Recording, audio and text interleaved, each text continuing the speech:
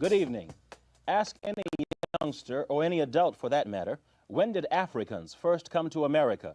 And the answer will be in 1619 as indentured servants. Well, that answer is no longer valid, according to Dr. Ivan van Sertima, author of They Came Before Columbus. Dr. van Sertima, an anthropologist and historian, is a graduate of London University and Rutgers Graduate School of Anthropology.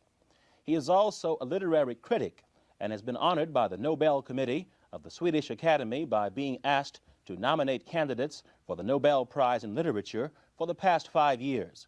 Currently, he is professor of African Studies at Rutgers University.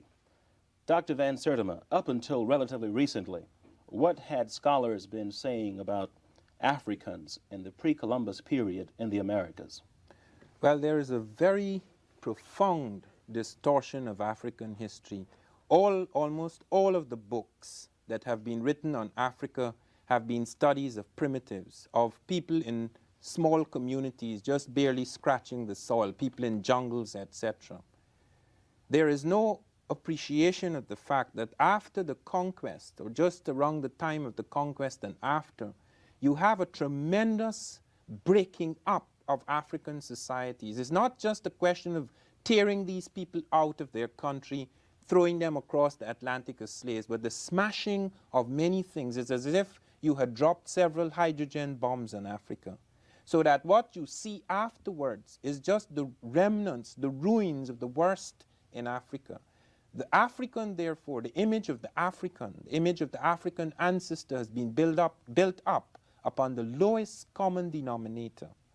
When we go back to European history, European heritage, we always go back to its great heroes, its magnificent achievements. But when we go back into Africa, historians and anthropologists have always looked for the worst. When in fact you begin to study African history seriously, and recent archaeological discoveries have now throwing up remarkable things. They have found within recent years, for example, that the Africans were producing steel in Tanzania, East Africa, 1,500 years before the Europeans. That they had not only entered the age of iron before Europe, but they had jumped into the age of steel. Now what has happened to this? If you go back into Tanzania today, you cannot find this. You cannot find that kind of development. Therefore, you begin to be aware that colonization, the conquest of Europe, didn't drag people up. It actually smashed things that were happening then. Now these things are coming out of the earth because archaeology is beginning to recover these things. African history cannot be recovered, and even American history, early history, cannot be recovered like European history, because Europe has had the advantage after the conquest of having about 5 centuries of fairly settled history. They can go to their libraries, etc., in spite of the wars. But in Africa, the library is in the ground. The record of what has happened, the broken record, lies there. Now they're finding astronomical observatories. 2 years ago, they found that the Africans were involved in the most complex astronomy, that they had plotted a whole star system. This is in Kenya, at Namorotunga. They found among the Dogon in West Africa that Africans had plotted an invisible star 700 years before it was discovered by European astronomers in the 20th century, and that the plotting of the orbit and trajectory of this star, which is a white dwarf, an invisible star, Sirius B, the trajectory and plotting, the plotting of the orbits and trajectories are as accurate as that done by satellites in the 20th century.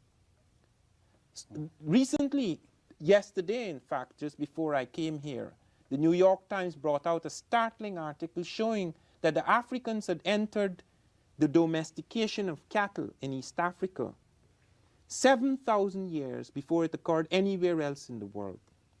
And this is one of the bases.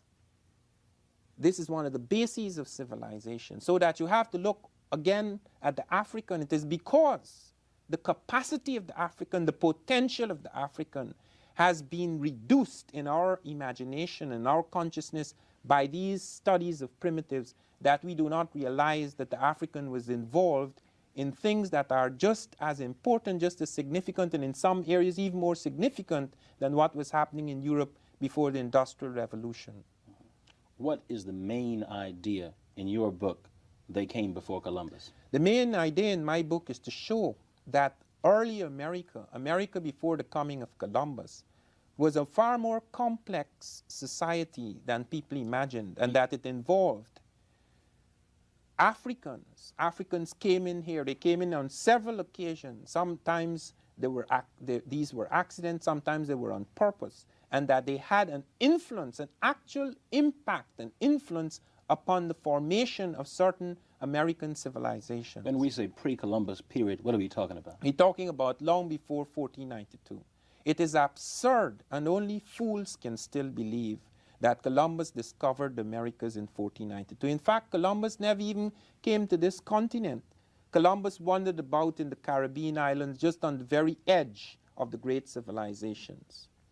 Cortez came here in 1519, and he entered Mexico. And Mexico, when I speak of Mexico in this program, do not confuse it simply with the Mexico we know today. That was a center of a civilization that spread over a great part of this continent. That, when Cortez entered, he had come out of the heart of Europe, and he said when he entered Native America, when he entered Mexico, and he saw the pyramids and the palaces and the floating gardens and the zoos and the aqueducts and the running baths, he says, I have not seen its like in Europe. So the main idea in your book, you were dealing with that initially. The main idea in my book is that there were visits to this continent from the old world, that there were visits to the Native Americans in this continent, and those visits included Africans. And two of the visits of Africans were major and significant, and they affected American civilization. And American civilization was far more complex, far more advanced than was formerly believed. Earth satellites a few months ago revealed that the Native Americans, long before the coming of Europeans, had the most intricate network of irrigation canals ever discovered in agriculture. Okay, let us clear up one thing before we go any further. In the book that came before Columbus, you used the terms Negro Nubian, Negro Egyptian. Why? Well, that in some ways is unfortunate. I found it necessary to use the word Negro. I no longer use it. I'm now the editor of the Journal of African Civilizations, and I use the word Africoid for African types, skulls, etc. The reason why I was forced to use the word I had been trained in European anthropology and archaeology. All the books I had read used this term, not necessarily with the social implications which it has here. They use this term to separate Africoid types of people from Caucasoids or Mongoloid types, Asiatic and European types.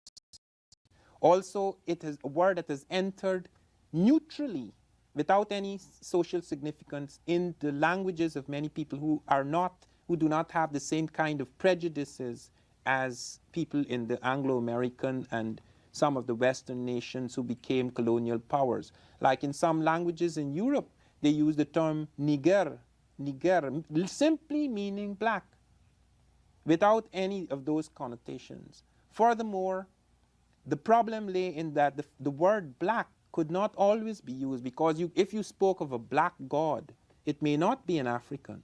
You can have a black god who is not an African. Tezcatlipoca, for example, is a Native American god who is black, but he's not African.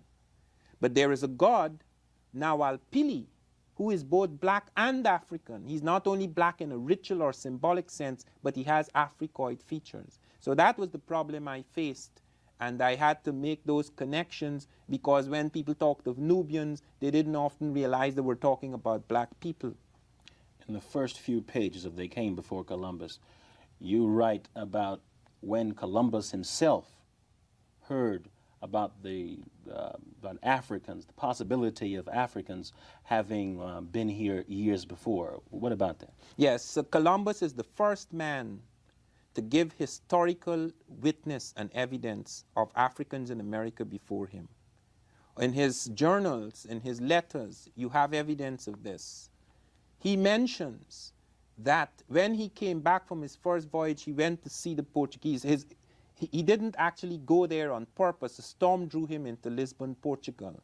He'd been sent out by the Spanish. The Portuguese invited him to the court, and there he learned from the Portuguese who were moving across Africa, who had set up the first fort among Europeans in Africa, that African sailors had actually crossed over the Western Ocean and had found a land mass in the south. This was not what Columbus had found. Columbus found islands, which are now known as the Caribbean islands, but he had not gone on to a continental mass. The Africans had found the actual continental mass. And the Portuguese insisted that this continental mass in the south was 370 leagues, which is about 15 to 1600 miles away, according to whether you count a league as 4 or 4.5. There were differences in counting of a league, but it was about 1500 to 1600 miles away from Africa. And they pointed this out.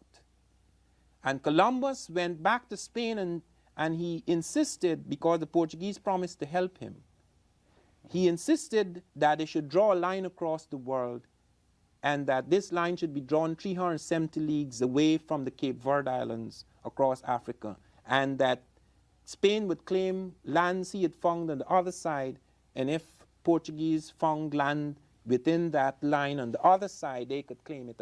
And Brazil, which was visited by the Africans, was on the other side of the line. And this line was drawn in 1494.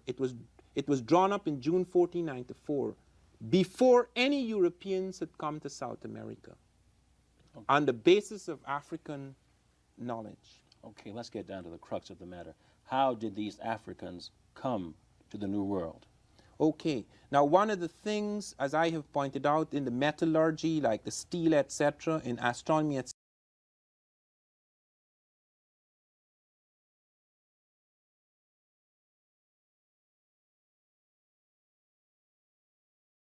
Welcome to the live, guys. Welcome to the live.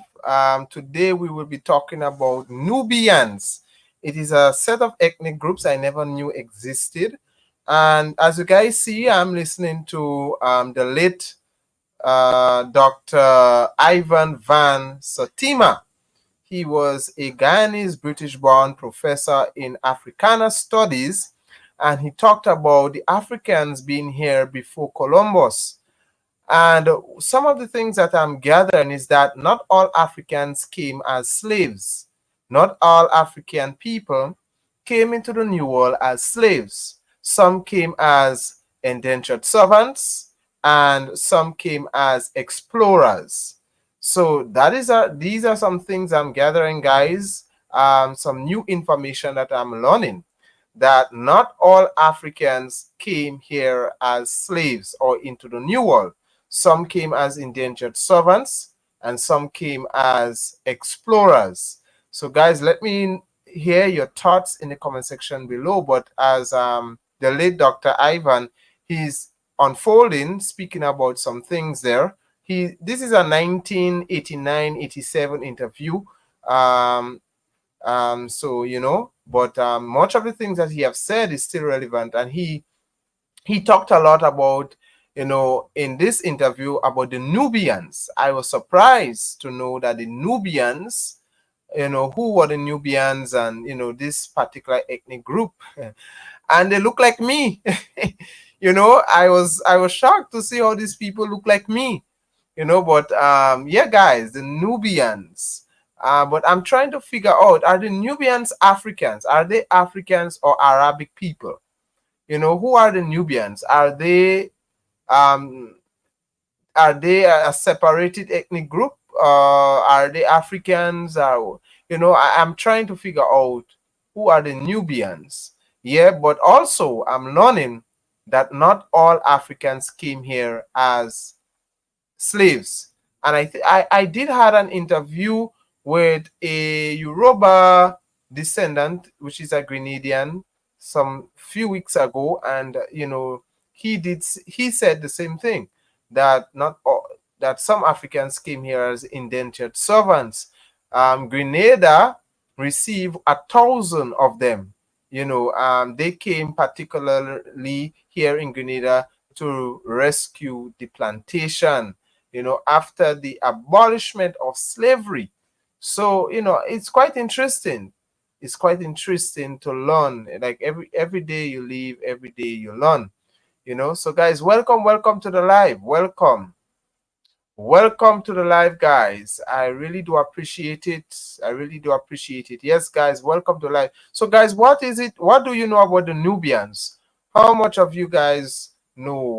What do you know about the Nubians? You know, I don't know about them. I really, first time I'm hearing about the Nubians. I don't know much about the Nubians. Yes, so guys, let me know what you Nubians. We're going to continue listening to Dr. Ivan Satima. We're going to continue listening to him, but I just want to welcome you. First of all, welcome you guys to the live. Yeah, this, I was surprised to see how the Nubians, they look like me. Probably I'm a Nubian. I don't know. Probably I'm a descendant of Nubians, and I don't know. But guys, it is interesting. It is interesting to see how much, there's a lot to discover. There's a lot to learn. And, a lot of us will die and go into our graves without, learning half of the things that we should know. Yeah, but, we take advantage. As long as we're in the land of the living, we must take advantage in learning every day, learning every day. Yeah, so guys, I was, welcome. Let me know, where are you watching me from? Where are you watching me from? Yes, let me know, where are you watching me from? So welcome, guys. Welcome. I appreciate you guys. I really do appreciate you. Welcome to the live. Let me know, where are you watching me from? But guys, the Nubians, they are very, very much, I didn't know this particular people, they existed. They existed. Yeah. So guys, we will continue to listen to Dr. Ivan on that subject matter. Etc. There is a profound misunderstanding of African capacity. The Africans had ships. This is one of them. This is in East Africa.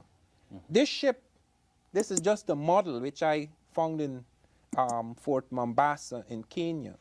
This ship is a 70-tonner. Ships like these in the 13th century before Columbus took elephants to China, right across the Indian Ocean. But this is just, they had ships like this in East Africa before Christ, but there were ships in North Africa along the Mediterranean that were far more sophisticated than any ships the Europeans had. European shipping is not even European. The sail Columbus used comes out of the Arab-African world. The astrolabe comes out of the Arab-African world. They found in the desert before Columbus, in the period before Columbus, the Africans were using compasses and nautical instruments to navigate the desert. They had these instruments which were used to navigate the sea. They've done studies recently of navigation in West Africa showing the Africans did have boats along the Niger. The African had boats that could take 3 camels aboard ship. They had cabins, all of these along the Niger, which opens, if you go down the Senegambia at a certain point, it opens out into the Atlantic. And the Africans did have empires with an Atlantic border. This is a simple question. It's going to sound simple, but you're talking about black people. Yes. Okay. And on several occasions, Africans were able to make that journey. If you look at a map of currents, and we will look more closely at this later on in the program, you will see there are 3 currents that take you from Africa to America. Africa is half the distance from America as is Europe. Not only is it half the distance, it is far easier to get from Africa to America because the currents take you automatically. In other words, you don't have to know of the existence of America. Even Columbus was not aware of the existence of America. He came off the North Atlantic. Columbus thought he was going to India, and he struck out for the latitude of Japan, hoping to land in India, and he swore he was in India. That is why people like myself are called West Indians. I'm the Indian he found in the West. And the Americans are called American Indians because he thought they were in India. So that you have these currents which take you automatically. European ships did not use these currents until the second voyage, when Columbus used that knowledge which he got from the Portuguese about Africans. On the third voyage, on the second voyage, Columbus heard from the American natives in Hispaniola, which is now known as Haiti and San Domingo, that Africans had come to the Native Americans. The Americans told Columbus that. He recorded it in his journals that Africans had come to them trading in gold-tipped spears. Columbus sent samples of those spears. They were studied, they were surveyed in Spain, and they were found to contain the same ratio of gold, silver, and copper alloys as those found in West African Guinea. So were these Africans swept along this current, Yes. or did they come purposely? Initially, it was an accident. Just like initially Columbus's so-called discovery, rather his coming here in a late period, was an accident. What's the name of this current? There are several of them. Okay. There's the South Equatorial Current, there's the North Equatorial Current. These currents come, there's a current coming off the Senegambia coast, there's a current coming off the Cape Verde Islands. Yeah, so guys, let me know, do you agree, do you agree with what the late Dr. Ivan is saying? But much of what he's saying is interesting. It's very, very much interesting. Yeah, he's arguing his point. Well, he's now deceased, but not much. I came across that video, but someone sent that video to me to prove the point that Africans came before the transatlantic slave trade. So the Africans were long here in the New World before they discovered the Americas, long before Columbus did, before the Atlantic slave trade happened, And in history books, they taught us that our ancestors came here as slaves. But I am learning that not all of our ancestors came here as slaves. Some of them came as indentured servants on their free will, out of their free will, and some came as explorers, So some came as bond servants, and some came as free people. All right, so that is some things I'm learning. So guys, let me hear what are your thoughts in the comment section below. But Dr. Ivan, I want to thank this person who sent this video for me. Yeah, I'm so sorry I lost your name, but thank you. You know who you are. Thank you very much for sending this video for me. But much of what he said, I am learning. I'm gathering some new things, I'm gathering some new things about, us being here in the New World. Yeah. So a lot of us came here in the New World, not only through slave trade or the transatlantic slave trade. I'm learning a lot of Africans came but free. They came here as explorers and indentured servants, just like how the Indians came here. So that is quite interesting, guys. Let me hear what are your thoughts on this topic. Yeah, and he talks a lot about the Nubians. The Nubians played a very big role in the empire of Africa when Africa was once an empire. The Nubians were a very much people that was explorers, and they played a very big role. Yeah. But there is a bit of controversy when it comes to the Nubians. I trying to figure out, are the Nubians Africans or are they a separate race of people? But they look much African to me, because when I look at Nubians, to be quite honest with you, I never thought these people existed. It's now that I'm learning about Nubians. And when I look at them, they look like me. These people, they look exactly like me. It's amazing to sometimes when you see certain race of people or ethnicity of people that look exactly like you. So man, the black race, the black race, we as black people, we are very much, we are unique. It's a variety of species of when it comes to us black people, and it's amazing. No wonder why the other side wants to keep us down. The other side wants to keep us, oppressed, because we are very big in numbers. We are a variety of people when it comes to blackness. Yes, we have different species of black people. And that is wonderful because the Nubians, they look exactly like me. So we're going to continue. As I wait for your feedback, we're going to continue. I see some of you listening. Thank you for joining. Thank you. Welcome, welcome to the live. All right. Thank you. Don't be afraid to give your opinion.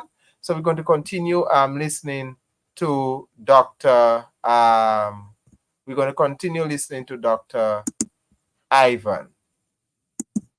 There's a current coming up from the southern part of Africa. These currents all move towards South America, into the Caribbean, into the Gulf of Mexico.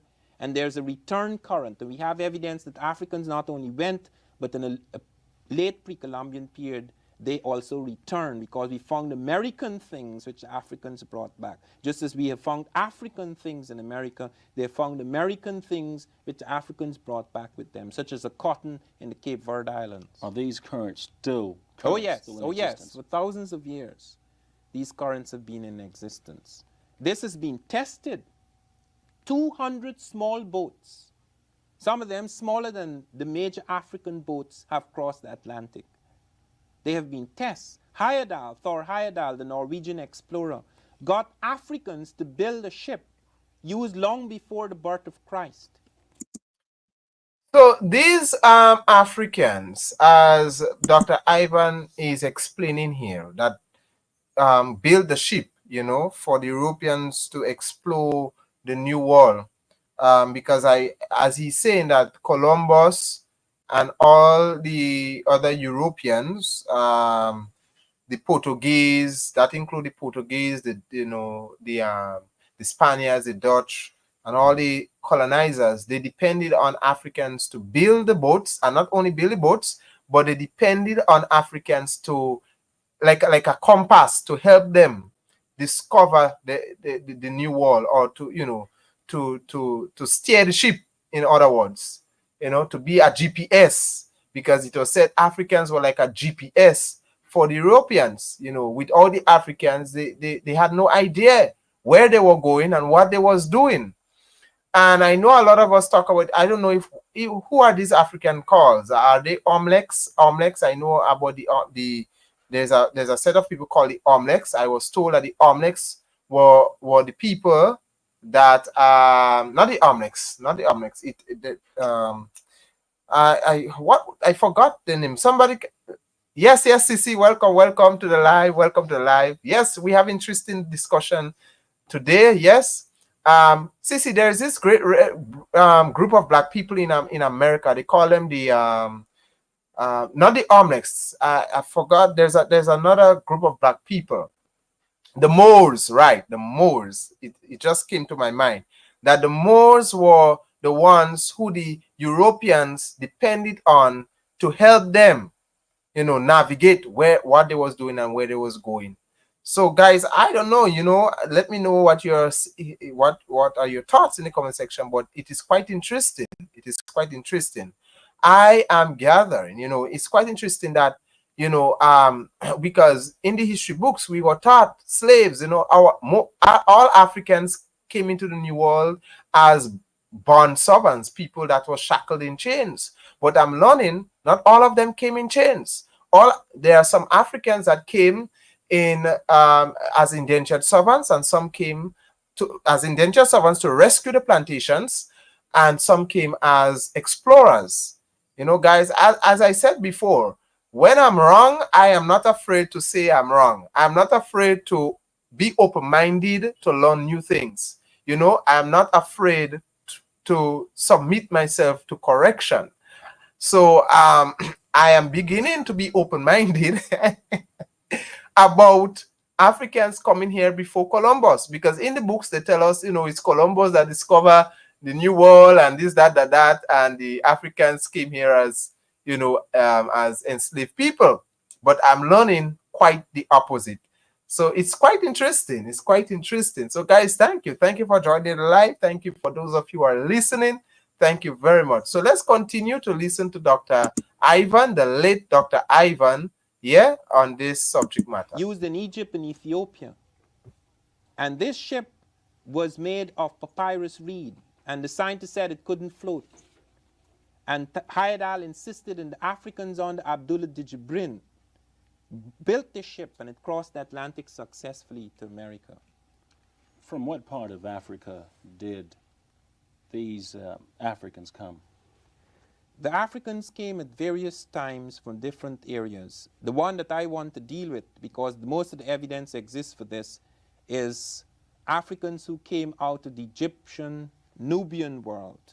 I'll call it the Egypto-Nubian world, around 800 years before Christ. I'll explain to you how I arrive at that date, how they arrived at that date, and I'll show you the types of evidence. Now, I want you first to look at this head, this stone head. Okay. Now, this head, they found a dozen of these heads. They found them in a very specific area. Before we go to the area, look at the head carefully. The lips, the very generous type of lips that you find in the tropical areas, the Africoid type. The broad nose with the very broad, flared type of nostril and the kind of flattened base. The brow ridge. Now, I want to pause the video here, guys, to say this. At this point where Dr. Ivan is making his argument there, using the statue that was found, because he's not just a professor, but he's an archaeological historian, African professor. And at this point, that's where my mind started to become open-minded, because, you know, as I said before, I need evidence. You can't just come and tell me this, that, and I don't have evidence. You know, you can't tell me read a book and a book is just words. You know, I need hard evidence. And when he start illustrating that, I start, it was like a aha moment for me, you know. So I just want to say that that was really, really the game changer there when he started speaking, start using this illustration to prove that, you know, even if it's not in record, there is evidence, or it's not in ink on paper, there is evidence to show that Africans discovered the New World before Europeans did, you know? So let's continue to listen. And look at the helmet. That's a very peculiar type of helmet. It does not occur anywhere else in America. It has a strap along the face, falling along the ear, and it has a circular ear plug. Those helmets, exact type of helmet, were found in the Egyptian world in this period. What period? The period that has been dated by carbon-14 datings. Now, how do they arrive at that datings? They found these heads, and I want to show you the map now so as to show you precisely where the datings were made by scientists. Okay. Now look at that map carefully. That's the Gulf of Mexico. I want to remind the audience, and I want to make it quite clear that when we're talking about Mexico, we're not just simply talking about Mexico today. This is something that happened 3,000 years ago. That's very recent in history. America was peopled 50,000 years ago across the Bering Straits. This is very recent in American history. The United States is only 200 years old, its boundaries.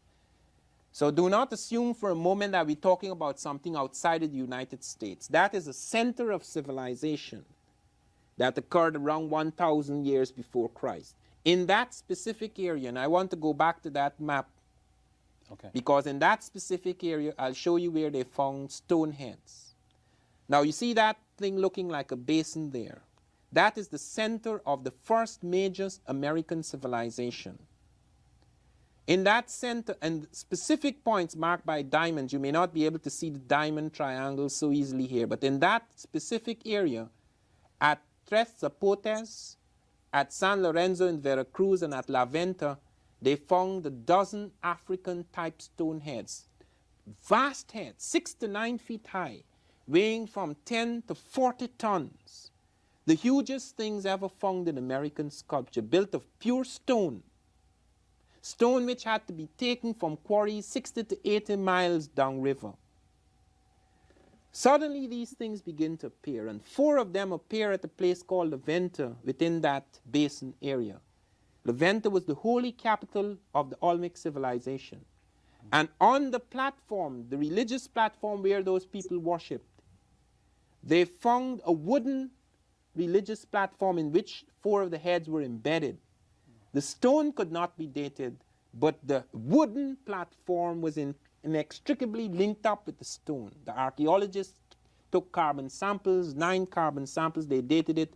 It gave a dating 814 plus or minus 134 BC, which means that anything between around 900 and something BC, right down to about 618 BC, you have some strange foreign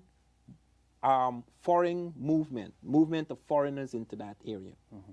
They not only found this type of head, they not only found these type of features, they not only found this type of helmet, but they found terracottas, that is clay portraits of Africans that did not have the helmet, where you could see the texture of hair quite distinct from the Native American head, because the Native American was an Asiatic coming across the Bering Strait, and you have lots of sculptures of that Asiatic figure, and this figure was quite distinct. And they found in the dry areas of the Olmec world skeletons that could be linked with continental African types, Africoid types. Professor Wierzyński, a Polish skull expert, showed that these were African type skeletons.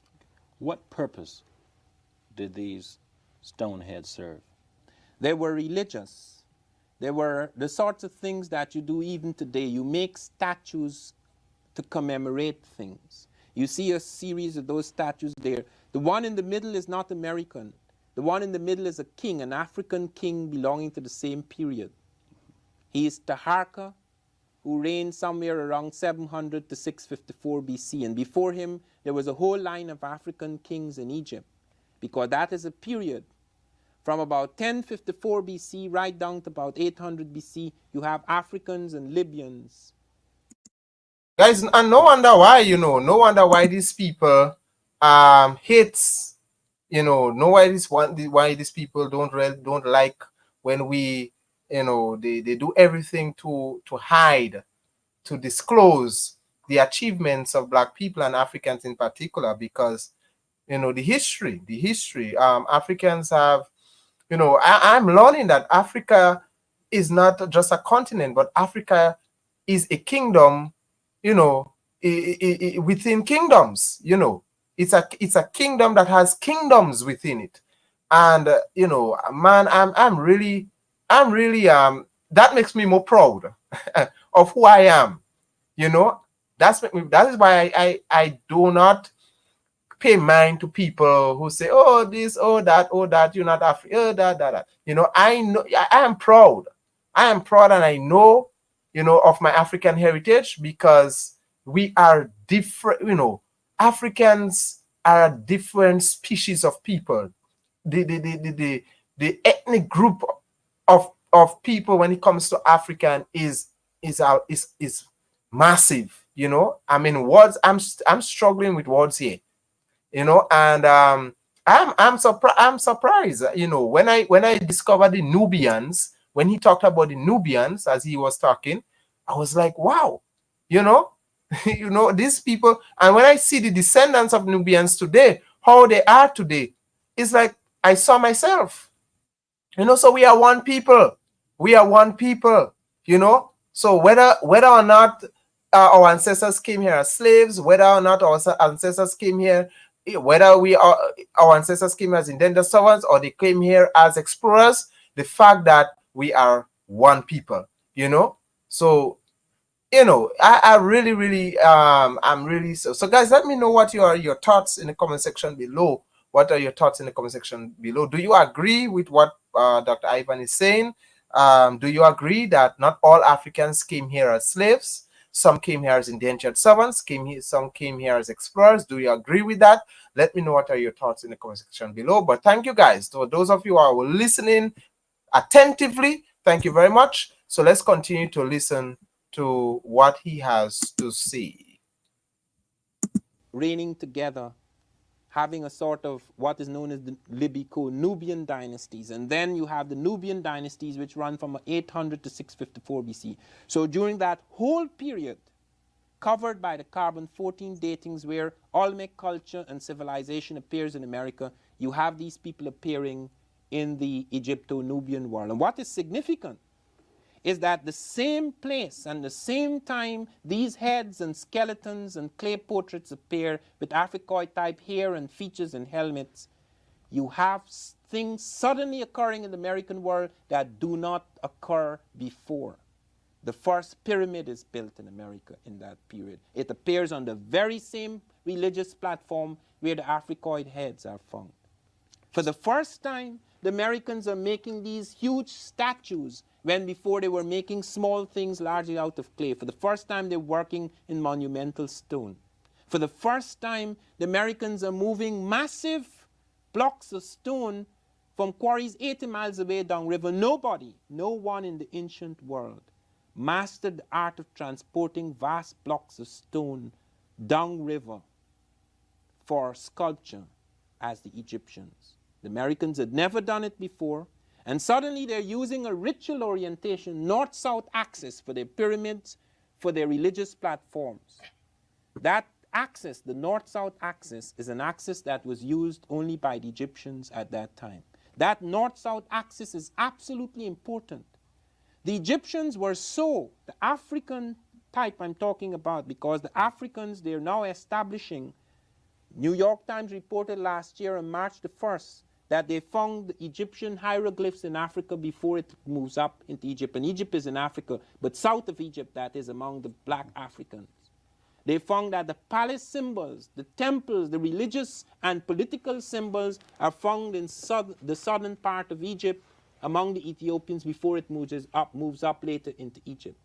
The pyramids are built, the most fantastic engineering ever done in the world until our present day, were built by Africans. Okay, these stone heads, were there any non-African stone heads? There was one figure that was not as large as these. He was on a slab of stone, and he had a beard, and he had an aquiline nose, and he had a headdress which showed him to be Phoenician. Now, the Phoenician figure is very important because both in the Egyptian world at that time, the Nubians, the black Nubians, were protecting the Phoenicians from the Assyrians. The Phoenicians had also moved. Princess Elisar had traveled with 300 Phoenicians down into North Africa, and they began intermarrying among black Africans in North Africa, just on the edge of the Atlantic Ocean, from about 1000 BC right down until Carthage was built on the basis of that civilization. Recently, studies in Carthage, archaeological studies in Carthage, show that Carthaginian civilization, which included Hannibal and all those fantastic navies, that they were largely African. Now they study the skeletons, they have found it's a largely African civilization. So all of these things were happening around this time. And you get this Carthaginian type figure, this Phoenician type figure whom you find in Carthage of that period. I want to stop here to acknowledge my channel member, Otto718. Welcome, welcome, my dear friend. Nice to see you. Nice to see you. It has been a while, you know. Welcome to the live. I appreciate you, my dear friend. I appreciate you. So, guys, as we are listening, you know, let me know what are your thoughts in the comment section below. But as we are hearing it, you know, my mind is beginning to open. You know, I'm having an open-minded when it comes to Africans discovering the New World before Columbus. You know, yeah, it is awesome. It is awesome what Dr. Ivan is saying here, the late Dr. Ivan. So, guys, let me know what are your thoughts. Let me know what are your thoughts in the comment section below. Yeah, but I am beginning my mind. I don't know. I'm almost to be convinced that this happened. You know, so let's continue to listen. Otto718, yes, my brother, it has been a long time. I'm happy to hear from you, my dear friend. Welcome to the live. So let's continue to listen to Dr. Ivan. And you find in the Nubian Egyptian world at that period, you see him among these Africoid types. And people, because they're accustomed to the modern world, which is only 500 years old since Columbus, they're accustomed to the black being a slave and thought of as a primitive. When they saw this fair-skinned figure with the aquiline nose beside him, they said he's the master and these are his slaves. If you go to the historical period, you find just the opposite. That Phoenician was a hired navigator because the Phoenicians were involved in the import and export trade of the Egyptians and the Nubians, and they were up and down the Mediterranean. In fact, just a few years after this period, around 600 BC, we have historical records of the Phoenicians circling Africa, going right across the Atlantic and circling Africa. Okay. Back to this controversy. There is more to this controversy in connection with the stone heads. Can you tell us some more about that?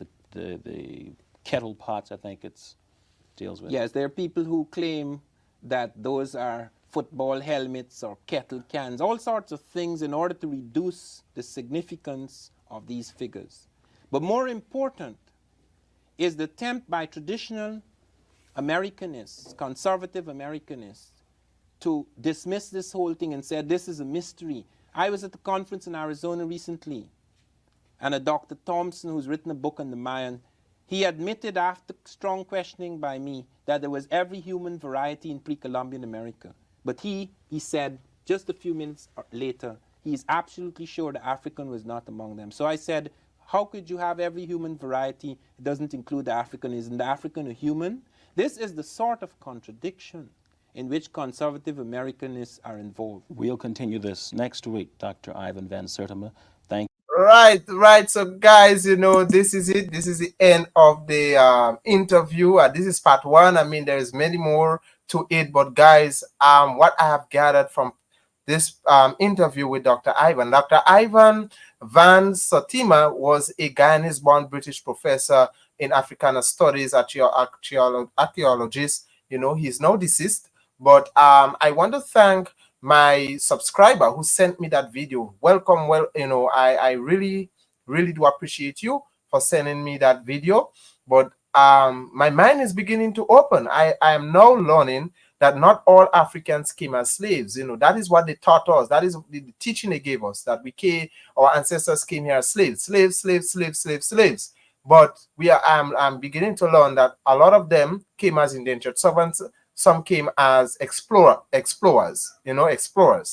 And so not all African ancestors came in chains, and I have learned about this ethnic group called the Nubians. The Nubians explored the New World even before Columbus did, and they were relied upon to build ships and all of these things. The Africans played a major role. Much of the ships that the Europeans used, it was manufactured in Africa. The Africans, without the Africans, the Europeans couldn't explore. They couldn't have such transportation. So it goes to show that we are a people that has conquered the world, and we continue to conquer the world, even if we are oppressed and they're doing everything to oppress us. But we are a conquering set of people. Yeah, with the black race is a massive kingdom of people. And so I really do appreciate that. I really guys, let me know what your thoughts in it. Do you think what are your thoughts? Do you agree that all Africans came as slaves? So, or do you agree that some came as indentured servants and some came as explorers? But I don't know what to say. I don't know if I can't say whether or not I disagree, but what Dr. Ivan have said here in this interview is very much interesting, and I am open-minded. That I am open-minded. That some of our African ancestors came here as indentured servants, and they came here as explorers as well. But these are records that was not told. Much of the history has been told by the wise. They hide the records. A lot of the things that happen in history, was hidden from us. Yeah. So Sissy says she do agree with the doctor. She do agree with the doctor. Yeah. So Sissy, I want to say I agree. I have to humbly say I agree with the doctor, because he didn't just speak things out of his mouth. He had his evidence to show. He had, some people might say it's conspiracy theories. The statues that he illustrated are just myths, just make up stories, but what the man has did and presented in his argument that Africans came here before the Columbus did, I think it's strong. It's strong evidence. And that is something we cannot argue against, it's strong, strong evidence. And the other set of people will undermine that. They always, because look, they always present themselves as they are the ones that invent, they are the inventors, Einstein, and who invented the electricity, and it's always a white man they portray, or a white woman, but a lot of Africans, black people, were inventors. They were skilled, they were builders, they were, the first set of archaeologists, the first set of scientists were African people. They were African people, but they hide that from us. The records are kept away, so that they can portray themselves more superior than us. But I don't know. My mind is changing, and I would love to get to know more about the Nubians. I learned that they are in this modern day. They are in somewhere in South Sudan, somewhere there in northern Africa, South Sudan. The Nubians, the descendants of Nubians, but they played a major role in African history. And I'm just getting to know that. I'm just getting to learn about the Nubians. And when I saw this kind of people, I thought I thought I was seeing myself. Maybe it's like if I go to where to North Africa, or where the Nubians are living right now, if I go there, I know I would blend in very well, because they look exactly like me. They look exactly like me. So when people tell me I look Somalian, Ethiopian, I always used to say, well, the Ethiopians were not colonized, so that's not possible. But maybe it could be possible, because in my mind, I thought, okay, the Ethiopians were not colonized. It is enslaved people, only enslaved Africans that came into the Caribbean. So that cannot be possible. But I'm learning that no, all Africans that came to the Caribbean, North America, and the New World in general all of them did not came as enslaved people.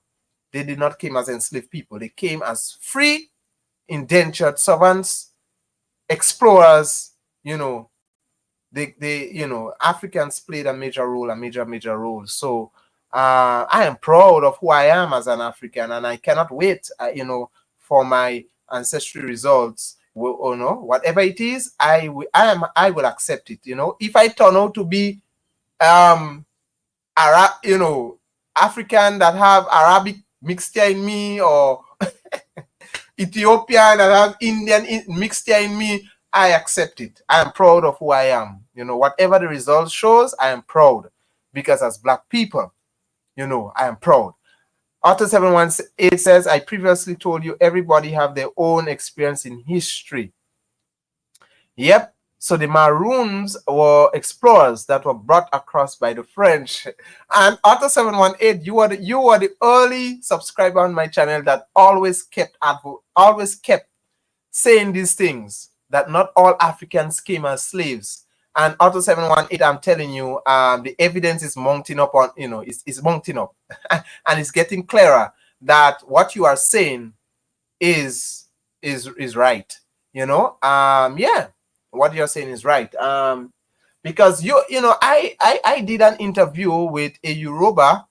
I cannot play it now, but a Yoruba descendant here in Grenada. We have a small Yoruba village here in Grenada, and well, not a small Yoruba village that still practices the Yoruba tradition and all of these things.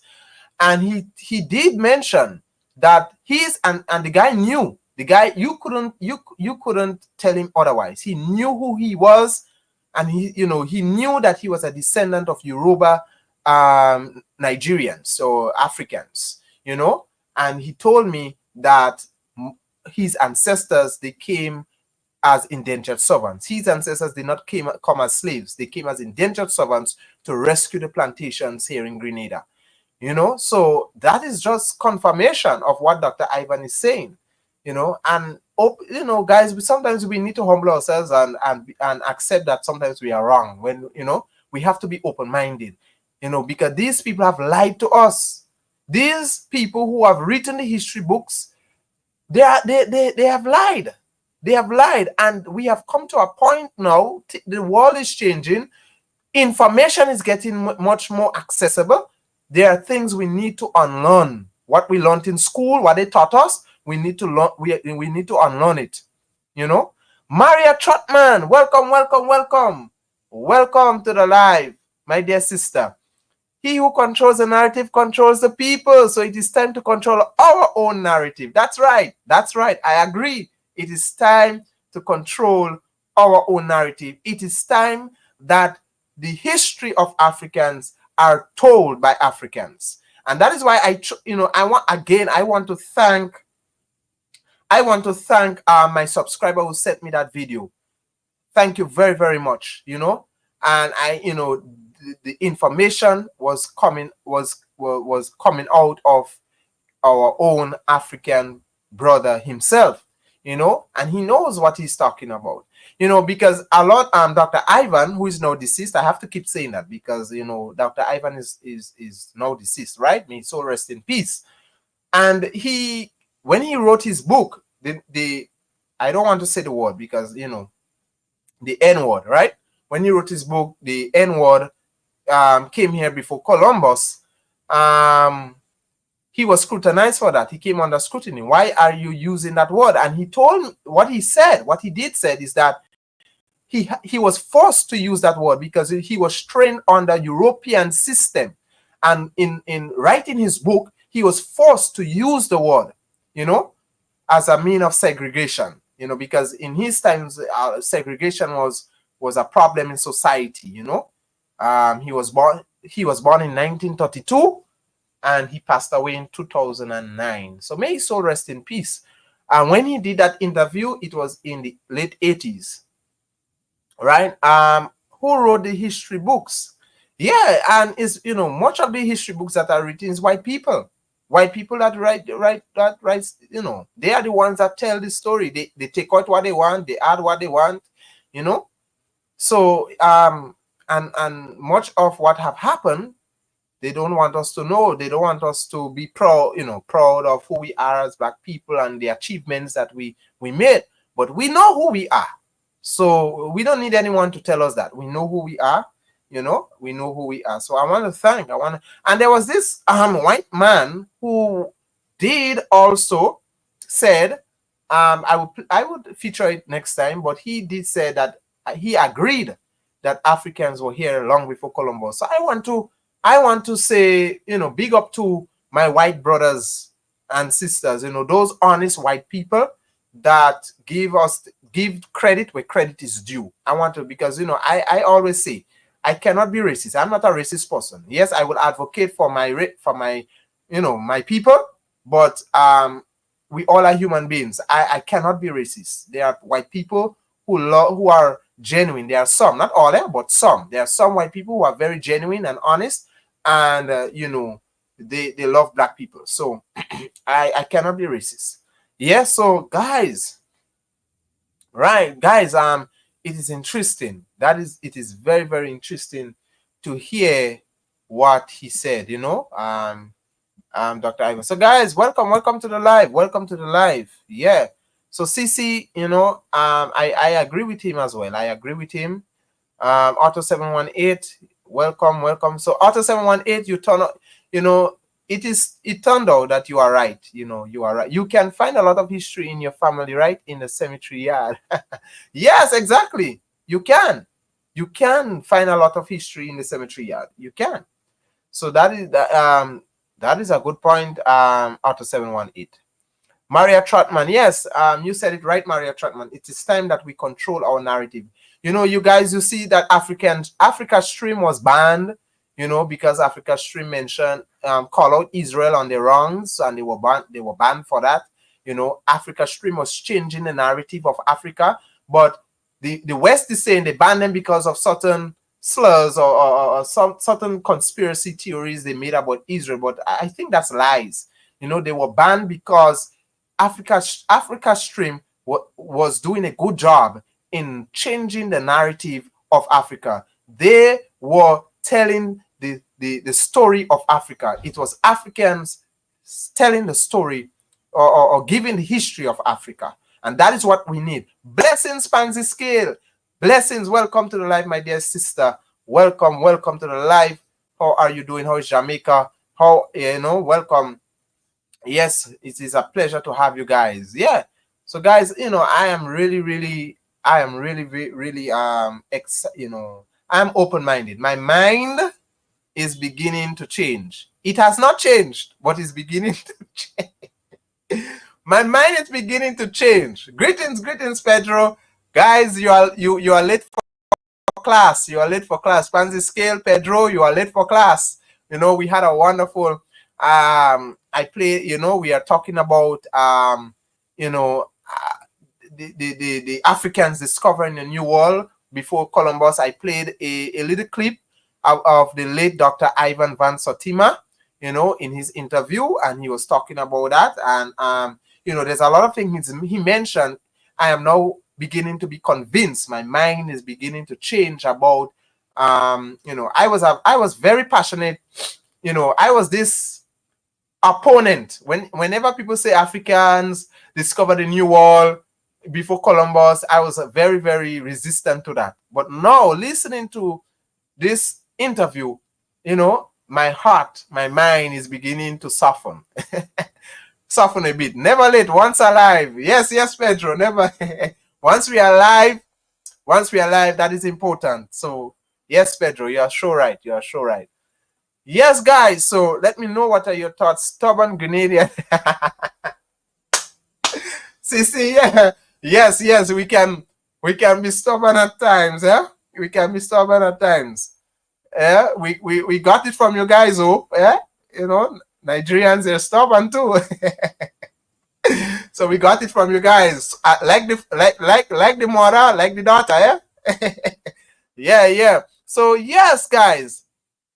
We are I'm very, very, very much excited. Pansy Scale, we are doing well, thank you. Yes. So well, I am happy to know that you're doing well, Pansy Scale. Sissy, yes, I said like mother, like daughter.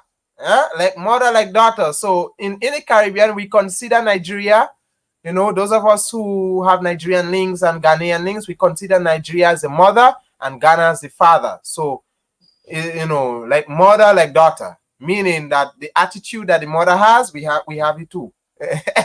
Right. So that is what I meant. Yes. So yes, guys. I'm excited. I'm excited. So yeah. My mind is beginning to change. I lost my train of thought there for a minute because I don't know. There's a lot going on up here, guys. A lot going on. It's like something. It's like something is saying it's time to let go and give in. Accept the truth. But I don't know. I'm still putting up receipt. But no, I'm beginning to. My heart is beginning to soften. Shelly Samba, welcome to the live. Welcome. Oh, Shelly Samba, that's your daughter, Sissy? Well, welcome. If you have not subscribed to the channel, subscribe. Get to know about Afro-Grenadian Ambassador. Afro-Grenadian, yes, Ambassador.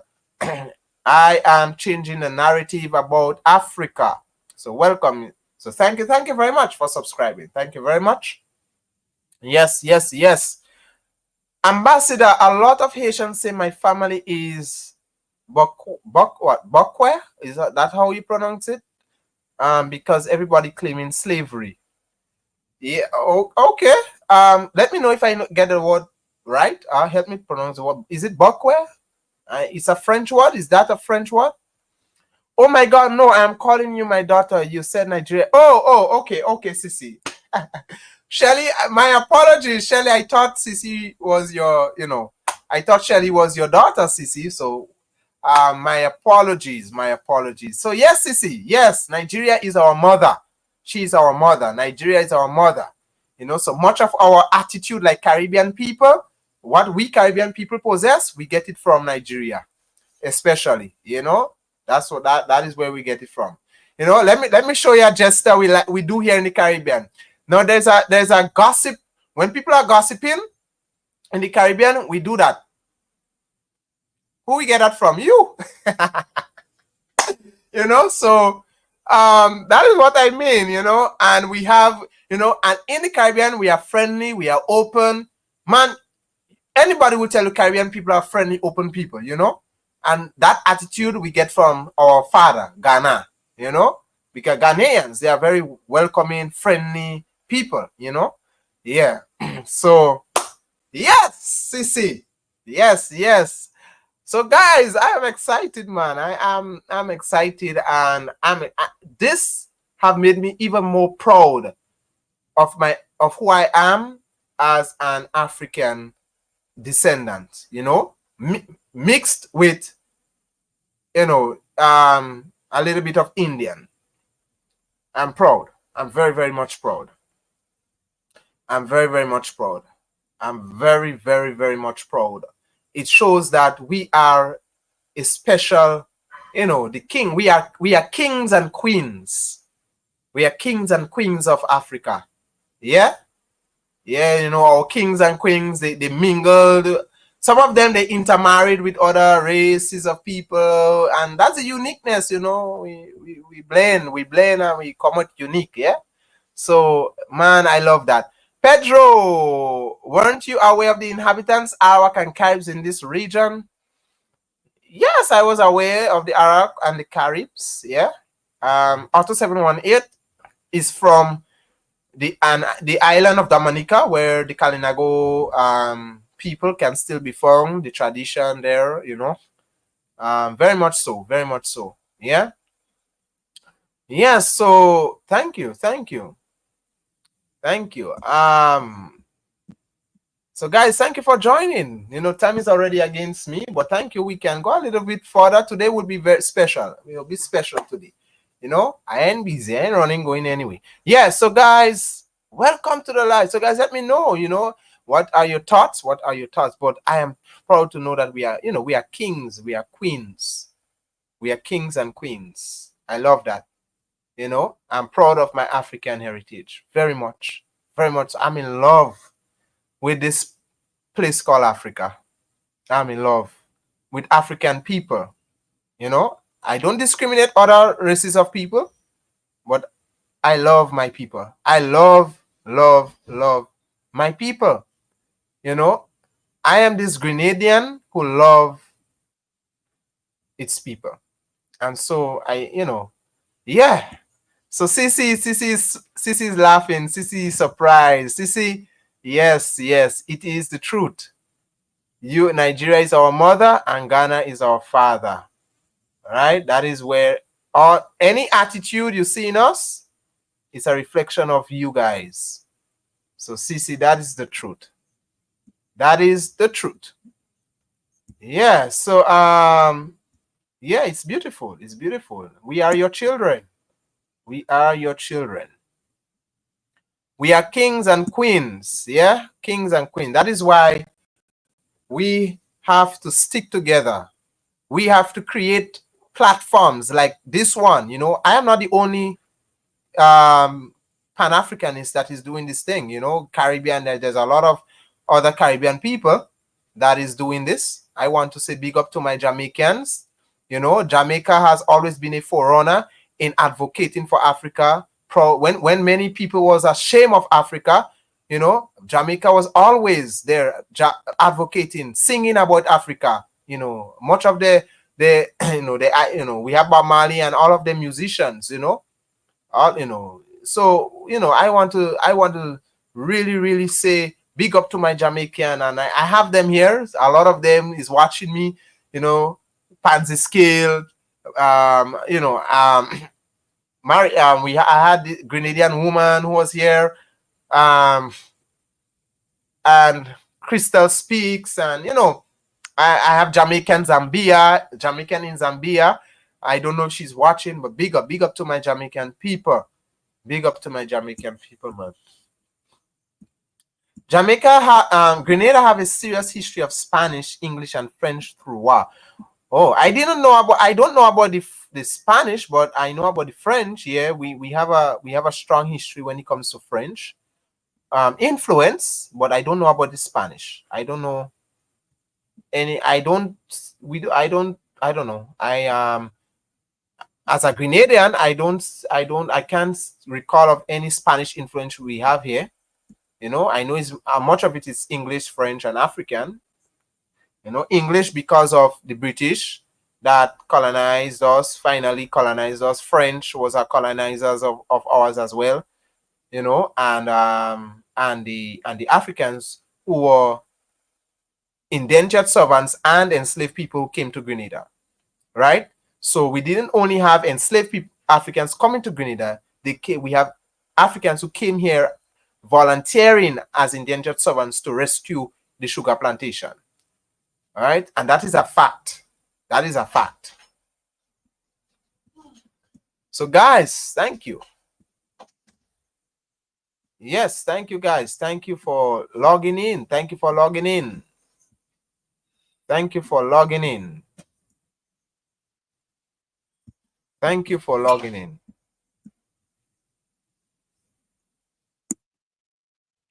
Yes, guys. So yeah, let me know where you're watching me from. Where are you watching me from? So Arthur 71 Grenada was a Spanish colony, Concepcion, just like Port of Spain. Okay. So I know our name once was Concepcion. It was the Spaniards. It was the Spaniards that gave that name. But I don't know about Spanish colony here in Grenada. So that is new to me. That is new to me. I'm not saying you are wrong, but that is new to me. You know, but I don't know. I never heard anyone talked about that here in Grenada. So I don't know. What do you mean by rescue the sugar plantations? Meaning that when the Pedro, when the abolishment of slavery, the Europeans struggled for manpower, you know, because, you know, the Africans were the main people that was keeping the plantation going. And then there were some indentured servants that came from Sierra Leone and Nigeria. You know, I mean, it wasn't countries. Africa was one back then, you know, but just to make it a little bit simpler, they were African indentured servants that came here in Grenada to volunteer to rescue the plantation. So just as how Indians came as indentured servants, there were Africans that came as indentured servants. And that's a fact, Pedro. And I'm only talking about Grenada. Yeah? That's my history. That's our history in Grenada. I don't know for Barbados, because each island have their history. But that's our history. So some Africans here came, 1,000 of them. It was 1,000 of them. And that is why Grenada has a strong Yoruba society influence, like Shango and stuff, because of these people. And most of them were from the Yoruba tribe. They came, 1,000 of them. Grenada received 1,000 of them to rescue the plantation, and to help. Well, I guess, yeah, to freely work for the colonizers. Just like the Indians, they were tricked because they came as indentured servants, but they were tricked. They were tricked. So they faced the same fate like the Indians, and they couldn't find a way back home, so they made the home here in Grenada. Right? So, Pedro, that's our history. So I don't know for Barbados, but that's our history. That's a fact, because I had an interview with a Yoruba descendant here in Grenada, and he said the same thing. Barbados was the main port the goods were transferred from. Yeah, I know Barbados was also, played a major role in that as well. And Barbados I think, Pedro, correct me if I'm wrong, Barbados was the first island to receive Africans. Enslaved Africans. They were the first island. You guys were the first island to receive enslaved Africans. Correct me if I'm wrong. Michael Charles, welcome to the live. Okay, Auto 718 says Concepcion was renamed to Grenada by the French after they drove the Spanish off the island. Check. Okay, I will check that out, but okay, I will check it out. Do you have any? What is the source of that information? Auto 718, if you can give me the source of that information so I can check it out, verify that. But that's new to me. I never hear any Grenadian elders, nobody mentioned anything about Spanish people settling here in Grenada. So let me know, what is the source of your information? Michael Charles, maybe the indigenous people who came from Venezuela, that's why the person thought of Spanish influence. Okay, so Michael Charles is saying, okay, so Michael Charles, maybe that could be the case, maybe, you know. Pansy Scale, Black people are very strong, powerful, and creative in all aspects of life. That's right. Pansy Scale, you know, we are strong. We built the world. We build this world. This America and Europe and these people and them that enjoying the wealth today is we. It's us, our ancestors, and we continue to do it as the descendants. You know, a lot of the jobs that they refuse, we go in and do it and build a country. Yeah. So our ancestors did it, and we continue to do it as African descendants.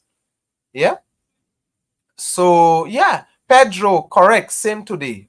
Okay, so Pedro, I'm correct on that. The Portuguese came to Barbados before the English. Oh, that's wonderful to know. That's wonderful, because in Grenada, the French came before the English. The French colonizers came before the English, right? And they fought over Grenada a lot of years, you know. For many, many years, the French had back and forth fighting over Grenada until the British finally conquered them and chased them out. All right. It was the French that drove out the Kalinago people from the island of Grenada, because we had Caribs and Arawaks that once used to inhabit Grenada. You know, Grenada was one of their territories, and then when the French came, they drove them out. Auto 718, my source is directly from the nature. From the nature. What nature? What nature are you talking from? I want to know, what is the nature? Is it a website? Let me know. Let me go look at it, because you are the first person I'm hearing saying this. I don't, and I've all my life being a Grenadian, I've never heard a Grenadian. Nobody ever said that. Nobody. So I'm not saying you're wrong, but I have never heard that before. Never ever heard any historian here in Grenada speaking such things. Never said that the Spanish, you know, I never hear they say the Spanish settled here. I knew that the Spaniards, they passed by, but they never settled. So that's new to me.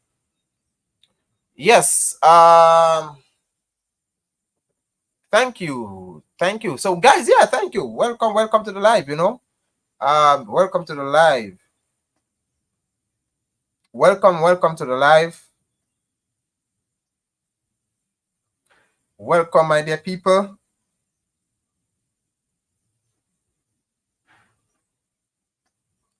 Welcome, my dear people. Welcome.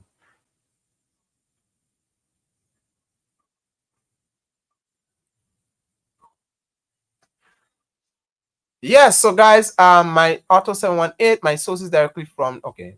So I think I read that before. Yes, so guys, well, you know, so Pedro, is wonderful you know, it's wonderful. I'm learning about Barbados. Yeah. So thank you for sharing the history about Barbados. Michael Charles, welcome to the live. Welcome, guys. Let me know where you are watching me from. Yeah, let me know where you're watching me from. Okay, Auto 718, my source is directly from the Nature Island. You have to study Invasion of Port of Spain by the French. The Invasion of Port of Spain by the French, and you will see it. Okay, well, I will have to look into that. Maybe I will have to dig deep into that. But as for now, I have to label this as, you know, I cannot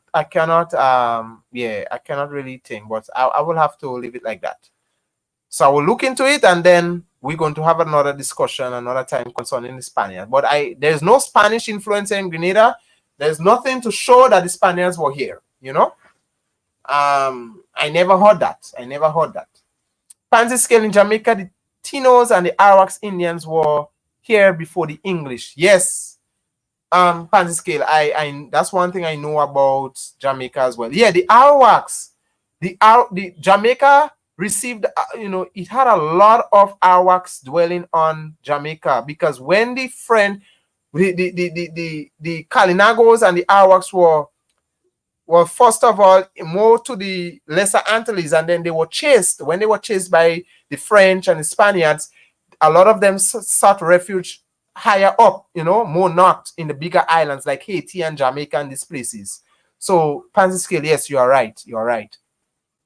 Shelly Samba, I am a born Samban, reside in the Netherlands. My mother and Dr. Morris, oh, my mother and Dr. Morris Bishop was born on the same island, Aruba. Wow, wow. Shelly, welcome, welcome, my dear sister. You are a comrade. Welcome.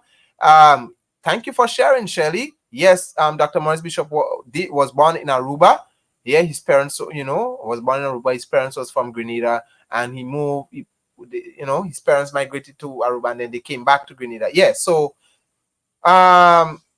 Shelly, welcome, welcome. I appreciate you sharing that. So it's nice to know that. It's nice to know that. Aruba. You know, I don't know much about Aruba. What I only know is that Morris Bishop was born in Aruba, and then, you know, he moved to Grenada at an early age. Yeah, but Morris Bishop is a Grenadian, eh? Yeah, we claim him. He belongs to us. He's a Grenadian. He's a Grenadian. Yes. So guys. Yes, thank you, Shelly. So how is the Netherlands? What I am a born Saban. What is Saban? Saban is an island. Where is Saban? First time I'm hearing about this this place. Let me know, Shelly. Is Saban an island? What is Saban? Is this a place, a country, an island? I have never heard about this term before. Never. Yeah. Yes. So yeah, there's a lot of Arawaks that was, you know, that I think a lot of Jamaicans are mixed with Arawaks. You know, a lot of them when they do the Pansy Scale. Correct me if I'm wrong, but a lot of Jamaicans when they do the ancestry test, they get mixture from Tino's people, Arawak people. You know, there's a mixture of that with African, you know, DNA and stuff. Because of that history, you know. So let me know, Pansy Scale, if I am correct what I am saying. Yes, Shelly Saba close to Statea St. Kitts. Oh, I have never heard. First time I'm hearing. Oh, okay. So you see, guys, Saba is in the Caribbean, right? Saba is in the Caribbean, and I have never heard about this island before. So it's an island. Wow. Okay, small island, Dutch. Oh, okay. So you guys are a Dutch territory close to Antigua and Barbuda. Okay, now I have an idea, Shelly. Where you're talking about? Yes, Saba. I think I've heard about this place before, Saba. But you know, wow, I've never. Okay, so welcome, my Sabian friend. Welcome. You know, big up to all our Sabian brothers and sisters. You know, big up to you guys. Big up. So Shelly, subscribe to this channel. Subscribe. And it's wonderful. Welcome. I give you a big welcome. My dear friend. Yes, so you guys are you're close to Antigua and Barbuda. Okay, I will have to do some research on Saba. It's a Dutch territory. Am I right?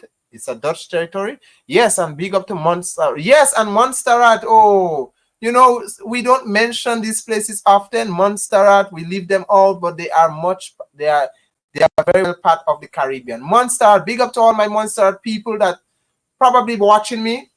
Big up, guys. Big up. I big you up. You know, welcome to the live. Welcome to the live, guys. Welcome to the live. You know, yeah. So thank you, guys. Thank you for joining the live. You know, the live was really good today. Really good. Yes, Otto718. Thank you for very much for reminding me of that. Thank you very much for reminding me of that. Yes, guys. So, you know, we had a very one. You guys, let me know. Dr. Ivan Van Satima, you know, he really, I think I would get part 2 of his interview. And next time we would you know, we will continue to listen to his interview. Still a known active colony. Okay. So, African heritage, definitely. Oh, okay. So you guys are an African heritage island.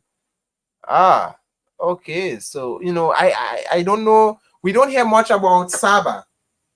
You know, we don't hear much about Saba. So I am pleased to know that I am hearing much. So big up to my African brothers and sisters that are on the island of Saba. You know, it's wonderful to know that you guys are very proud of your African heritage and who you are as a people. So I will have to do my research on Saba. I will have to do my research on Saba. Yes. Welcome. So guys, you know, time is against me. You know, yes, Saba Dutch Caribbean. Okay. So do you guys speak English? Do you guys speak English, or you guys speak, what you guys speak? Dutch? Portuguese? You know, what is your language? What is your national language? Well, I mean, if it's a Dutch colony, it should be, it's probably Dutch, right? All right. So, yeah. So welcome. It's wonderful to, you know, to learn more about our Caribbean brothers and sisters hiding. Oh, you guys speak English. So how you speak English if you are a Dutch colony? How this you do you, what history, what is your history as a small Caribbean nation? You know, you speak English, but you are Dutch territory. How this is possible? A lot of Maroons were never mixed. You can find the same African style from long time. Yeah, I know a lot of Maroons never mix. You know, a lot of Maroons, you know, they never mix with anyone. Yeah, so very much, you know, and we have a rich Maroon village. We know Jamaica is big. You know, there's a big Maroon village here in, you know, in Jamaica. The Maroon, you know, can be still found in Jamaica, and also Suriname. Also, there's a rich Maroon village there as well, where, you know, these people are still the same. They are still the same from day one when the ancestors came to the New World. So it's wonderful to know that. It's wonderful to know that.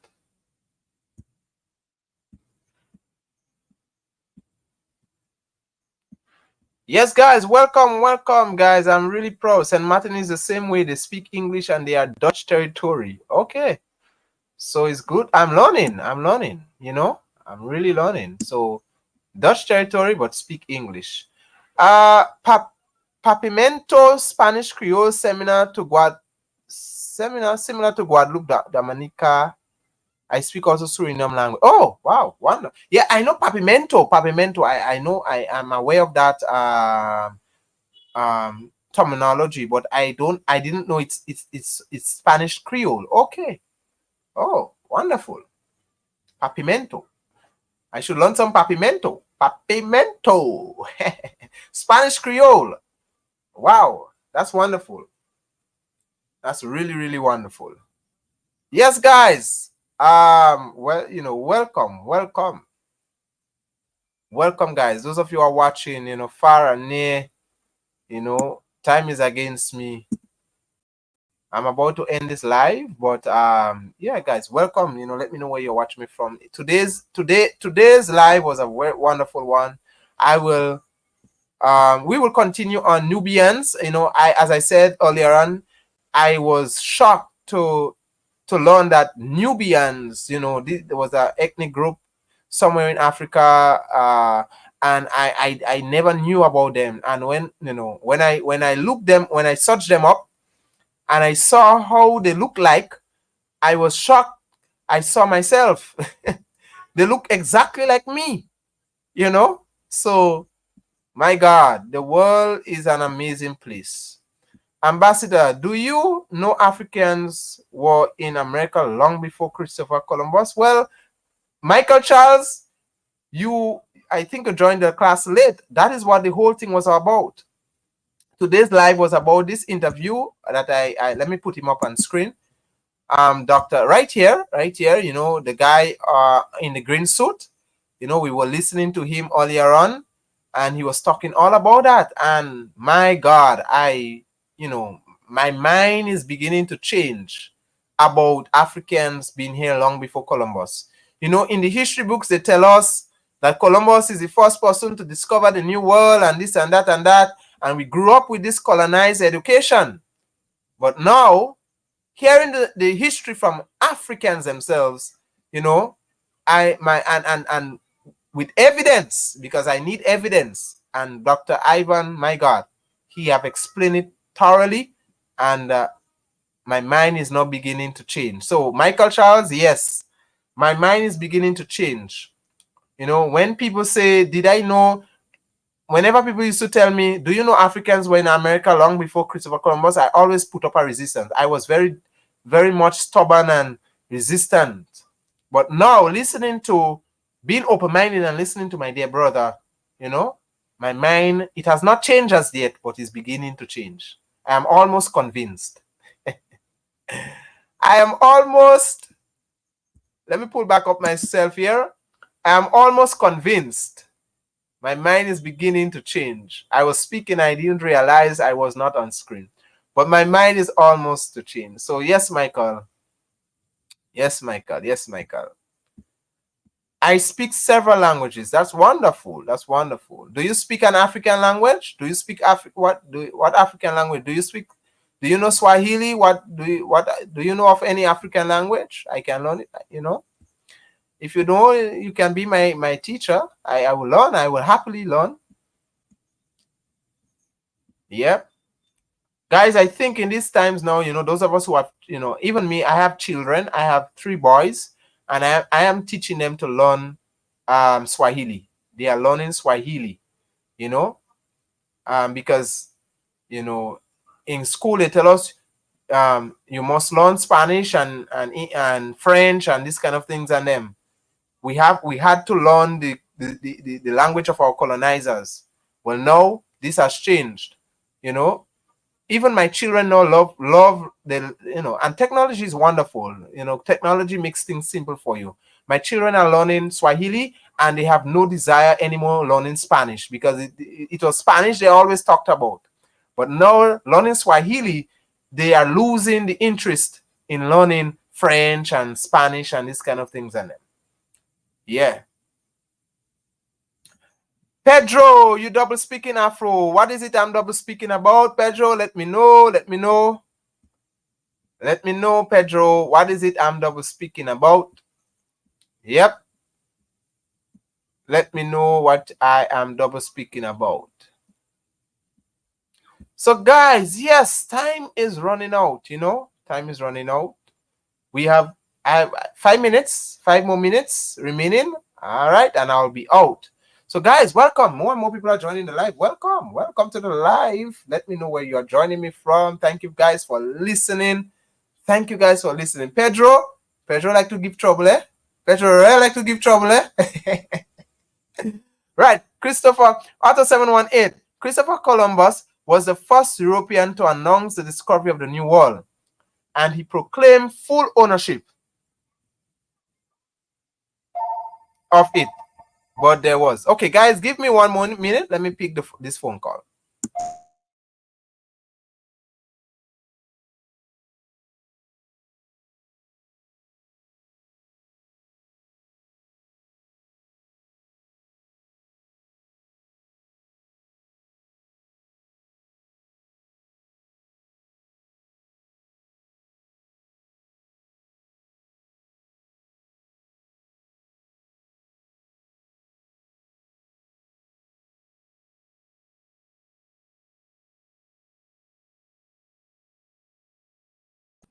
Yes, guys, thank you for your patience. Thank you for your patience. So, Auto 718 said Christopher Columbus was the first European to announce the discovery of the New World, and he proclaimed full ownership of it. But there was always people on the other side of the Atlantic.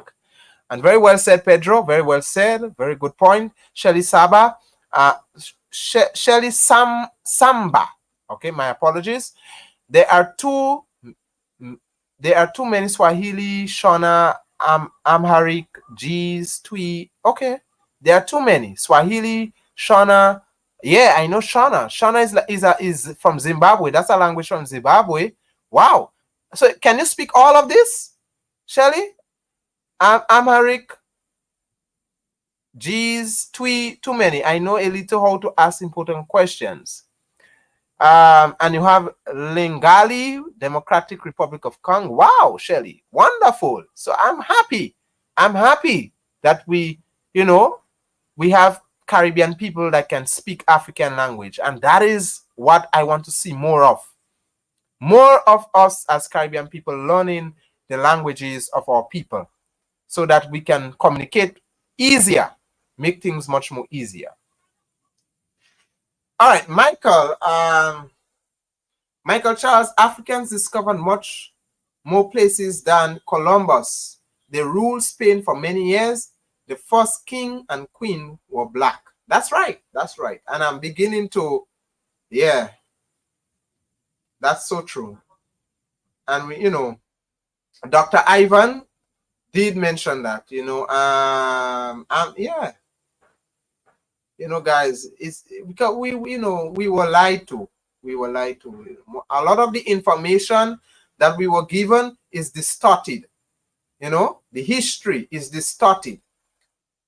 And yeah, it's distorted. And a lot of the evidence probably was hidden so that, the truth will not come out. Shelly Saba, no, I cannot. Shasha, okay. Republic South Africa. Oh, it's from South Africa. We are diverse. Yeah, we are diverse. We are a diverse set of people. We are a diverse set of people. Wonderful, wonderful, So guys, it was a pleasure having you here. I have to end it here. Thank you, guys. A pleasure. The pleasure is mine, Thank you very much, very, very much. I enjoyed every moment with you guys, but all good things must come to an end. And so, guys, no ambassador, you have to speak English and speak clearly so I can understand it. Never, never, that is something they used to tell us. Oh, you're speaking bad, oh, you speak when you're speaking your native island dialect, they tell us you're speaking bad, speak proper English. And I always used to be ashamed. But no, I am not ashamed.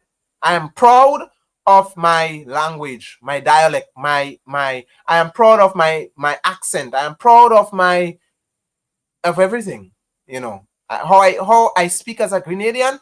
I'm proud of that. And no, I will never again let anyone, make me feel bad about how I speak and how my ancestors left it to be, the languages they created and the dialects and stuff. I'm proud of that. So no one will come and tell me speak proper English. For who? Speak proper English for who? I'm proud. Columbus was the biggest liar ever. He was never the first discovery of anywhere. That no, yes, no. Columbus lied. He lied. That man was a liar. He was a liar for yeah. Fancy scale. They lied to us. He was a liar. He lied. And I believe Columbus is the one probably that hide all the records, that all the history that was told by Africans. He hide all of that and he take all the credit for himself. I believe that's what he do. He lied to me. Oh, I appreciate it. Thanks in a million ways. No, you're welcome, Shelly. You're welcome. You're welcome. You have to be proud. That's who you are. Yes, I'm proud. Before they used to tell us, oh, you're speaking bad. You're speaking broken English. Talk proper English. I ain't care right now. That's how I'm proud of my African dialect, my whatever influence is in my language as a Grenadian. I'm proud of that. There's nothing like bad English and proper English. That's what my ancestors left for us, our Grenadian ancestors, African ancestors. And I am proud of that. I will let no one make me feel less of myself because of the way I speak. That's how it is. He's the king's English. Exactly. It's that his thing. He the monarchy. What the thing and when our enslaved people came here, and even our African people that came here as endangered sovereigns, they stripped them away from everything and tell them, look, act like us. We you know, it's better that way. Well, things have changed. Things have changed. You know, I am learning. I'm teaching my children to learn. You know, they cannot learn all of it, but learn at least 1 or 2 African languages and be proud of it. Yes, and be proud of who you are as a Grenadian. Be proud of who you are as a Jamaican. Be proud of who you are as a Sabaean or Sambian. Sabaean. Is that the right thing to say? Sabaean. Yeah. Be proud of who you are. You know? Yeah. Wherever you found yourself, whichever island you are on, whatever your ancestors left for you, whatever you inherit from your ancestors, be proud of that. The way you speak everything, be proud. They make us feel like as though, you know, we need to speak proper. Oh, speak proper English. Speak proper English. Well, I ain't making nobody feel, I ain't making people make me feel as, you know, I used to feel embarrassed when people tell me I'm speaking bad, but now I am wise. English is not where you are coming from. Pansy Scale, English is not where you are coming from. Okay, Pansy Scale, I don't understand what you're saying. So help me to understand. They hired some house Negroes. No. Okay. Pedro, let's be careful with the you know. I don't want YouTube to censor me. I beg. I beg. I don't want YouTube to censor me. You know. But let's be careful. Let's be careful with the comments. All right. So they hired some to school us, but we educate ourselves. Caribbean people can speak proper English. You will never know. Caribbean people can speak proper English. You will never know. Yeah, I mean, Caribbean people could speak proper English. We can, but you know, that is not, you know, that is something they impose on us. You know, you know, proper English is not the best of everything.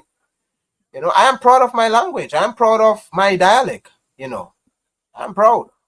If you're not, if some of you not proud, that's on you. But I'm proud of my Grenadian dialect, Creole, Patois, French, whatever it is. You know, African dialect. How, you know, because it's a mixture. Our language is a mixture of things. They're a mixture of influence, and I'm proud of that. Meaning, we are coming straight from Africa. Exactly. We are coming straight from Africa, not England. You know, it's time that we reclaim our African, you know, language and be proud of it. It's time that we do that. I'm not saying all of us, because I know Jamaica have always been proud, you know, Jamaicans. And that's one thing I love about Jamaican. They have always been proud about the African thing. Some of us Caribbean people, we shame, we put it, come on, we need to reclaim. Don't be ashamed. Be proud of who you are. Be proud of your identity. Speaking proper English will not make you an English person. Will not deny the fact that you are a descendant of Africans. So you have to be proud. Afro Jam, welcome to the live. Not always. So Afro Jam, what do you mean when you say not always? Let me know. Wow. So guys, you know, we have time, right? I will give this live 5 more minutes. I said that 5 minutes ago, but 5 more minutes and we're off, you know. Yeah. So guys, you know, we have to be proud, man. We have to be proud. There was recently video about a 3 killing Clarendon on TVJ. People were mocking his patois. Oh, okay. So not all Jamaicans, is that what you're saying? Not all Jamaicans are proud of the, you know, the heritage. Let me, you know, if that's what you're saying. Correct me if I'm wrong, okay? Yeah, but you know, I'm generally speaking to us Caribbean people. Don't be ashamed. Don't be ashamed of your patois. You know, whether it's English, African, mixture with English patois, whatever. Because England, there's different kinds of patois. You have French patois, you have all this kind of patois. Because in Grenada we speak French patois. Well, not the more elderly population speak it. A lot of Jamaicans try to force their children to speak proper English, and that's sad. That is so sad. And that is why they make us say, oh, proper English. When you go in and speak proper English. This, that is the colonized way of things we need to let go of. Yeah, I am proud. Nobody will never again discourage me from speaking the way I speak as a Grenadian. I'm proud of my dialect and my accent and the way I speak, of my African influence. I'm proud of the French influence, and yes, all this mixture of things I'm proud of. Nobody come and tell me speak proper English and we are, and the ridiculous thing about it, we could speak English now, and they're still trying to teach us English in school. You see how I don't know. We need to reform this. We need to break free from this colonial educational system. We could already speak English, but they're still trying to teach us how to. You still have to learn English. And some of us, we go in CXC, we sit down, we write the exams, we think, yeah. So I am teaching my children. Don't let anyone make you feel ashamed of the way you're speaking, and make you feel as though you need to speak proper English to be accepted, or you need to speak proper English to get the job. You need to speak proper English to get that promotion. No way, Jose. No way. I tell my children, be proud of who you are as an African born in Grenada. You see how much of them bleach? I ain't getting there now. This topic is a sensitive topic. I ain't going there at all. Pedro, I ain't going there at all. That's a sensitive topic. Yeah, but Afro Jam, I'm really yeah, it's really unfortunate to hear that. Afro Jam, even though when they move to England, they find out most English people can't even speak English correctly. And that is so true. Michael Charles, I saw a Grenadian on the train in New York speaking with an English accent, and she never be. Yes, exactly. Some of them, they go to England, America, they don't even spend a good month yet now. They come back speaking like English and an American accent. It's really laughable sometimes. It's really laughable sometimes. They lose. It's like they get so brainwashed being over there that they forget who they is. They forget who they really is. It's like something possessed them. They come back speaking like somebody else. No way. No matter where I go in any part of this world, I will always be a proud Grenadian of African descent. I will be proud of my language, my dialect. I will not move away from that. It's a shame because the Indians can't even string a sentence in broken English, but run every corner shop. That's all over the Caribbean, even here in Grenada. All the way past the day. They can't even. And you know what, Afro Jam? I think I shared that before. I think I shared that the other day. I learned the basic. I was learning basic. How they call this language they speak? Hindi, right? I was learning basic Hindi. How to say good morning.